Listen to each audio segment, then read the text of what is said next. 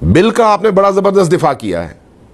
یہ بل اعظم طارق کا پیش کردہ بل ہے تو آپ تکفیری ہیں اور تکفیریوں کی حمایت کر رہے ہیں. اگر ایسی بات ہے تو پھر آپ یہ مسلک چھوڑ دیں اور جا کر ان کی تنظیم میں شامل ہو جائیں, ان کے ساتھ کھڑے ہو جائیں, اس کے بعد آپ اس کی حمایت کریں, پھر آئیں میدان میں دلیل کے ساتھ بات کرتے ہیں.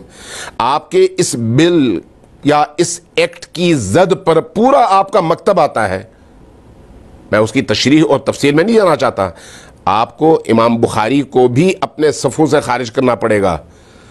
آپ کو صحیح بخاری, صحیح مسلم اور سیاستہ سے کی باقی کتابوں کو بھی اپنے مکتب سے نکال کر دریا بوت کرنا پڑے گا. بہت ساری تبدیلیاں کرنی پڑیں گی, اس لیے کہ آپ کا بل, آپ کا ایکٹ ان تمام چیزوں کو لپیٹ میں لیتا ہے.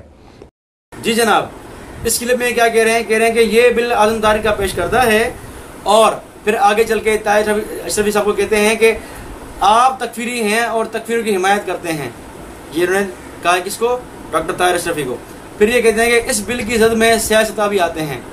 سب سے پہلی بات یہ شہیدی صاحب کہ یہ بل کسی سپاہی صحابہ کے بندے نے پیش نہیں کیا, یہ حافظ عمار صاحب نے پیش کیا ہے, ٹھیک ہے. اور دوسری بات, اس بل پر دیوبندی, بریلوی, اہل حدیث سب متفق ہیں. آپ نے جو اس بل کی مخالفت میں پریس کانفرنس کی تو آپ کے مخالفت میں دیوبندی, بریلوی, اہل حدیث سب میدان میں آ گئے الحمدللہ. جنہوں نے پریس کانفرنس کی, جنہوں نے جمعے کے بیانات میں اس کی تائید کی, تو الحمدللہ سب اہل سنت اس بل سے متفق ہیں. آپ کا یہ کہنا ہے کہ یہ تکفیریوں کی بل ہے, یہ بل اعظم طارق کا ہے, تو یہ ابھی آپ کی کوئی اس جو ہے وہ جاہلانہ بات میں اور آپ کے چنگل میں کوئی, آپ کے دھوکے میں کوئی نہیں آئے گا, ٹھیک ہے. الحمدللہ سنی سمجھ چکے ہیں کہ آپ کے دھوکے کیا ہیں, سنی بیدار ہو چکے ہیں الحمدللہ. آگے چلیں. پھر یہ کہتا ہے کہ اس بل کی ضد میں سیاستہ بھی آ رہے ہیں, ٹھیک ہے. اچھا, اگر سیاستہ آ رہے ہیں تو تکلیف آپ کو کیوں ہو رہی ہے؟ آپ کیوں اس کی کانفرنس کر رہے ہیں اس کے خلاف؟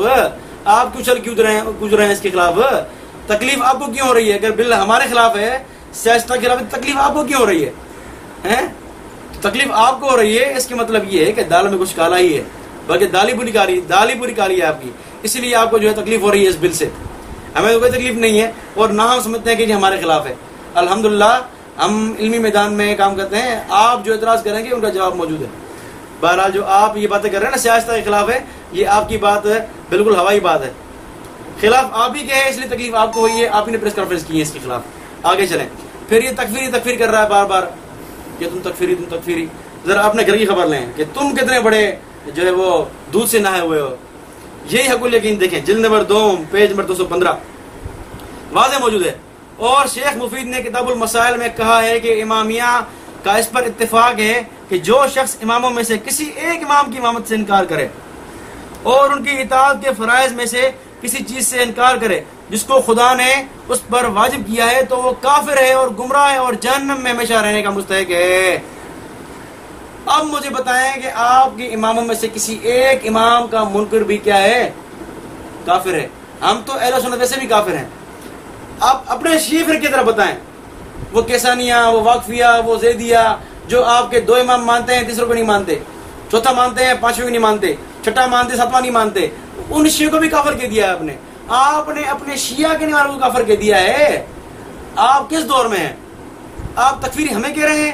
آپ کہتے ہیں نصیری کافر, زیدی کافر, واقفیہ کافر, فلاں کافر. تو آپ دودھ کے دھلے ہوئے ہیں کیا؟ تکفیری کر رہے ہیں. آپ اپنا گریبان دیکھیں, پھر آپ ہمیں بولیں کہ ہم تکفیری ہیں. بڑے تکفیری تو آپ ہیں, پوری جان کی تکفیر کر دیا آپ نے. بہرحال تو یہ آپ کی جہلانہ بات کا جواب تھا. آگے چلتے ہیں. یہ کیا کہتا ہے؟ کیا ان 1400 سالوں میں تمام عالم اسلام میں, شیعوں کو ایک طرف رکھیے, تمام اکابر اہل سنت اس بات پر متفق نہیں تھے اور نہیں ہیں کہ خلیفہ راشد علی ابن ابی طالب کے مقابلے میں 3 جنگوں میں جو بھی آئے وہ ناحق تھے اور امیر المومنین حق تھے؟ کیا یہ بات آپ نے نہیں سنی, نہیں پڑھی؟ کیا 2 حق آپس میں ٹکرا سکتے ہیں؟ جہاں ٹکراؤ ہوگا دونوں حق کبھی بھی نہیں ہو سکتے. ہاں, دونوں باطل ضرور ہو سکتے ہیں. یا دونوں باطل ہوں گے یا ایک حق ہوگا ایک باطل ہوگا. 2 حق کبھی بھی آپس میں نہیں ٹکرا سکتے.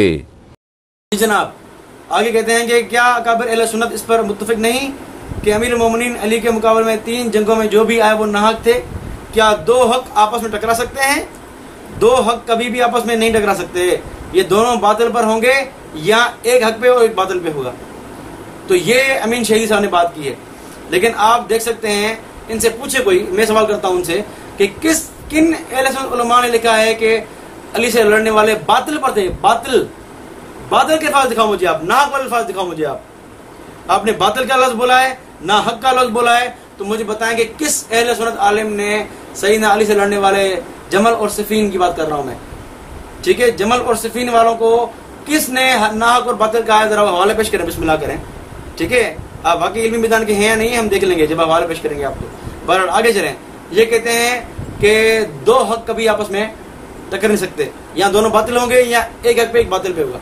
اچھا جی، تو میں سوال کرتا ہوں آپ سے کہ موسیٰ اور ہارون علیہ السلام میں آپس میں اختلاف ہوا، یہاں تک کہ موسیٰ علیہ السلام سر کے بال پکڑ لیے، داڑھی پکڑ لی اپنے بھائی کی اور کھینچ رہے تھے، یہاں تک کہ ہارون نے کہا کہ اے میرے ماں جائے بھائی، میرے سروں کے بال داڑھی سے نہ پکڑ، یہاں تک موسیٰ علیہ السلام اپنے بڑے بھائی ہارون کے لڑ رہے تھے آپس میں۔ تو مجھے بتائیں کہ ناحق پر کون تھا، حق پر کون تھا؟ اب ذرا آپ کے اصول لیں گے تو نعوذ باللہ یا موسیٰ ناحق پر ہوں گے یا ہارون ناحق پر ہوں گے، یا دونوں نعوذ باللہ ناحق پر ہوں گے۔ تو یہ آپ صحابہ کے بغض میں ایسی باتیں کر جاتے ہیں جو آپ کو پتہ نہیں چلتا کہ آپ بول کیا رہے ہیں، ٹھیک ہے۔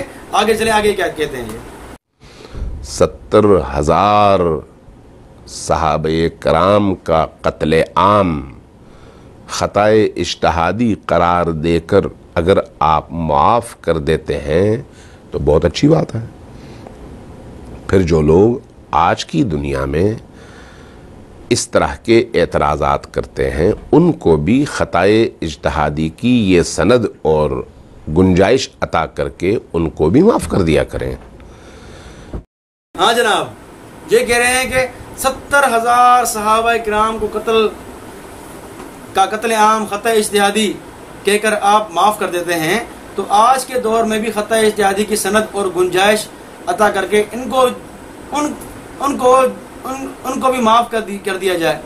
یعنی اگر آپ حضرت معاویہ کو 70,000 صحابہ قتل کروایا اس نے بقول امین شہیدی کے، انہوں نے 70,000 صحابہ قتل کروایا تو آپ ان کو خطا اجتہادی کہتے ہو، تو آج کل کے قاتلوں کو بھی آپ معاف کریں، یہ کہتا ہے، الزام لگاتا ہے۔